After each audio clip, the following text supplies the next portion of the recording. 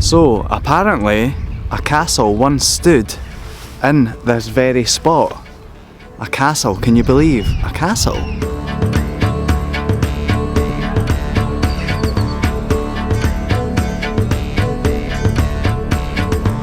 Hi, so welcome back for some more local exploration of the east of Edinburgh. If you've seen the last video, you would have learned a little bit about Craigentinny Castle. We're now at the neighbouring area of Restalric and Lochend. So, if we try and chart some of the history of the castle, we have to go back to 1128 when David I was King of Scotland. So yes, indeed, it was even before the union of the crowns and the creation of the United Kingdom. David I granted the lands of South Leith to a Norman knight, Edward de Lestalric. In the intervening years, the de Lestalric family built a castle atop a rocky crag overlooking a loch below, Lochend Loch. They also built a church on the lands serving the parish of South Leith, Lochend and Restalrig, now known as St Margarets Church and St Triduana's Chapel.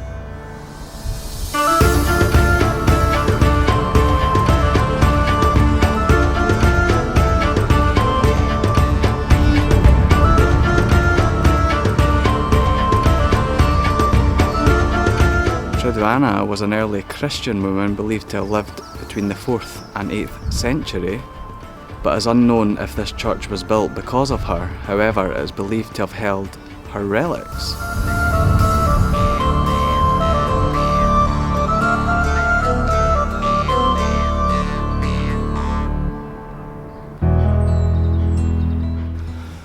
So in 1382, Sir John de Lestalric died and the castle passed to his daughter Catherine. Catherine was married to Sir Robert Logan, and you may remember if you watched the video on the Craigentinny Castle, the Logan family who sold the castle to pay off debts. The castle was said to refer to as the Old Tower. However, there's not really much information about the castle. So in the 16th century it was encapsulated into a new castle that was built and which was vaulted. Also around this time a ducat was built, and Sir Robert Logan was involved in holding Edinburgh Castle in relation to Mary Queen of Scots. It's unknown how much of the castle was actually destroyed and how much survived, because there's mention of it having been burned in 1600s by William Gilmore of the Inch. It's probably likely around this time that the Logans came into financial difficulties, and this resulted in selling off lands and properties to repay their debts. By 1816 the castle had become known as Lochend Castle, and in this year it was forfeited by Arthur Elphinstone, who was the 6th Lord of Balmerino, following his capture at Culloden fighting the Jacobites. So it then passed to Lord Murray, and it was largely knocked down and replaced by this symmetrical 2-storey villa.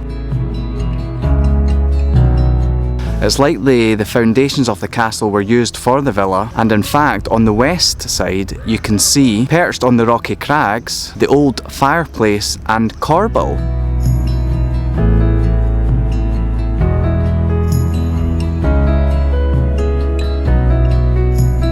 In the 1920s, the ownership passed from Lord Murray to Edinburgh Corporation at the time, and today it's still owned by the council and is used as a children's centre and nursery.